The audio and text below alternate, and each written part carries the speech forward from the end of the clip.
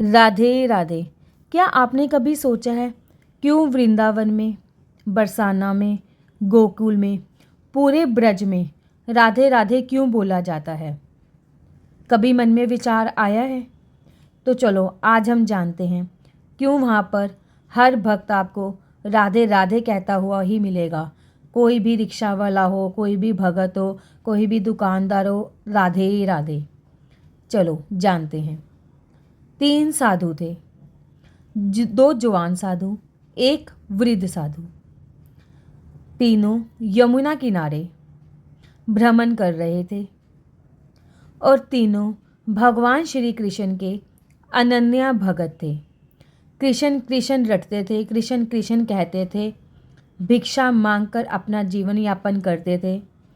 एक दिन वृद्ध साधु के मन में विचार आया कि यहाँ पर सब राधे राधे क्यों बोलते हैं। हमें एक बार बरसाना जाना चाहिए और वहाँ अटारी पर राधा रानी के दर्शन करने चाहिए। वृद्ध साधु ने दोनों जवान साधुओं को बोला कि मैं तो नहीं जा सकता, अटारी पर वहाँ की सीढ़ियाँ नहीं चढ़ सकता। आप दोनों वहाँ पर जाइए और राधा रानी के दर्शन कर कर जरूर आइए। दोनों जवान साधु तैयार हो गए राधा रानी के दर्शनों के लिए। दोनों साधु निकल पड़े बरसाना धाम के लिए, श्री जी के दर्शनों के लिए, और मन में संकल्प ले गए कि रास्ते में भिक्षा नहीं मांगेंगे। राधा रानी के दर्शनों को जा रहे हैं, कृष्ण के यहाँ से जा रहे हैं, राधा रानी के मेहमान हैं, वहाँ पर राधा रानी जो देंगी वही हम खा लेंगे। फिर क्या हुआ, दोनों चल दिए। रास्ते में जो किसी भगत ने दिया खा लिया। चलते गए अटारी पहुँच गए। अटारी पहुँचने के बाद राधा रानी के दर्शन किए। दर्शन कर कर मन खुश हो गया, तृप्त हो गए दर्शन कर कर राधा रानी के।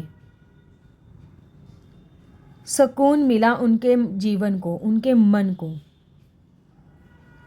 रात हो गई, थक गए, अटारी पर ही सो गए। सोचा सुबह उठकर वापस चले जाएंगे, अभी यहीं विश्राम कर लेते हैं। भूखे ही सो गए। भिक्षा ना मांगने का संकल्प था।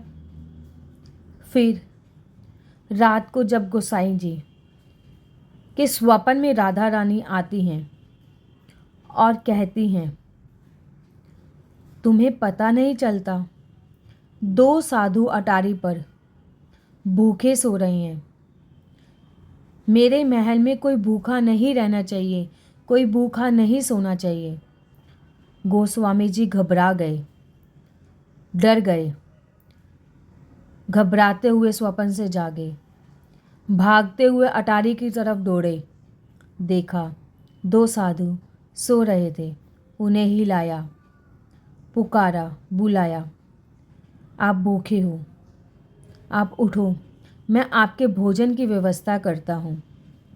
गोसाई जी भंडार घर में गए, दोनों के लिए भोजन लेकर आए, दोनों को भोजन प्रसादी दी।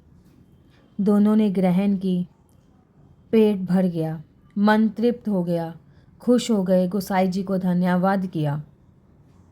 वापस फिर से सो गए कि सुबह उठकर ही वृंदावन को जाएंगे। फिर क्या, राधा रानी दोनों के स्वप्न में आ गई।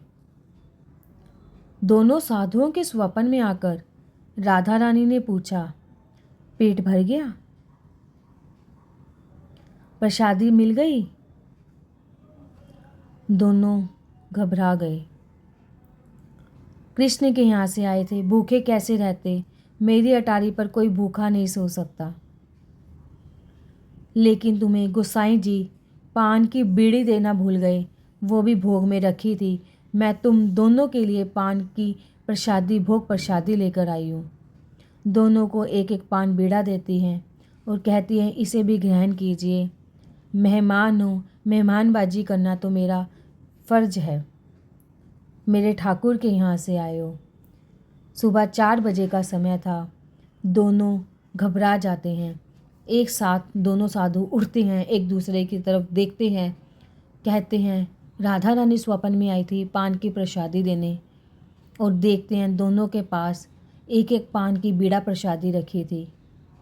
दोनों ग्रहण करते हैं, आंखों में आंसू होते हैं, राधा रानी का धन्यवाद करते हैं, राधे राधे गूंजते हैं, राधे राधे पुकारते हैं, राधे राधे कहते हैं।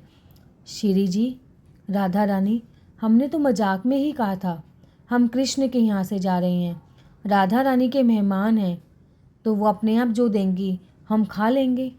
आपने तो हमें दर्शन ही दे दिए, आपने तो हमारा जीवन सफल कर दिया।